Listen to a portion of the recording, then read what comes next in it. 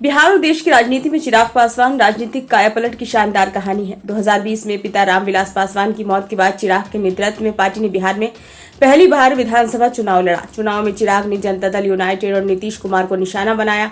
चिराग ने पार्टी को एनडीए से बाहर भी कर लिया। नतीजों में भले ही पार्टी सिर्फ एक सीट जीत पाई, नतीजों के कुछ महीनों बाद ही एलजेपी में फूट पड़ गई और 2021 की शुरुआत में चिराग के चाचा पशुपति कुमार पारस 6 में से 4 सांसदों को लेकर मोदी सरकार में शामिल हो गए। चिराग एक तरह से राजनीतिक गुमनामी में पहुंच गए, जहां वो न केवल एनडीए से बाहर हो गए बल्कि पार्टी का चुनाव चिन्ह भी पारस गुट के पास चला गया। चिराग ने अपनी पार्टी को विभाजित करने के लिए सीधे तौर पर नीतीश और जेडीयू को जिम्मेदार ठहराया। उस समय भाजपा ने भी राजनीतिक गणित के कारण चिराग की मदद नहीं की। तमाम असफलताओं के बावजूद चिराग ने नरेंद्र मोदी के प्रति अपनी वफादारी दोहराई और खुद को नरेंद्र मोदी का हनुमान घोषित कर दिया। यही वजह रही कि भाजपा ने चिराग के लिए अपने दरवाजे कभी बंद नहीं किए और उन्हें खुश रखा।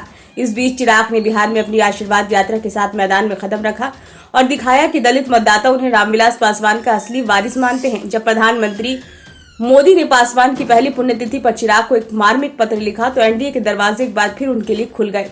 हालांकि कई लोग तर्क देते हैं कि चिराग का बिहार में केवल 5% पासवान समुदाय के वोटों पर नियंत्रण है, लेकिन उन्होंने अपनी पार्टी के हिस्से में आई सभी 5 सीटों पर जीत हासिल करने के साथ ही ये भी सुनिश्चित किया कि राज्य में अन्य सीटों पर जहां एनडीए के उम्मीदवार मैदान में हैं, वहां भी दलितों के वोट मिले और इस तरह उन्होंने एक परिपक्व राजनेता होने का सबूत दिया। उन्होंने खुद अपनी सीट पर लालू यादव के आरजेडी की शिवचंद्र राम को 1.7 लाख वोटों से हराया। इसके अलावा 2020 के विधानसभा चुनावों के विश्लेषण से पता चलता है कि चिराग ने भाजपा और जेडीयू को 54 सीटों पर खासा नुकसान पहुंचाया। जेडीयू इसी तरह 70 में से 43 सीटें ही जीत पाई। इस तरह चिराग ने साबित किया था कि वो बिहार की राजनीति में बड़ा उलटफेर करने में सक्षम हैं। ब्यूरो रिपोर्ट, नई दिल्ली।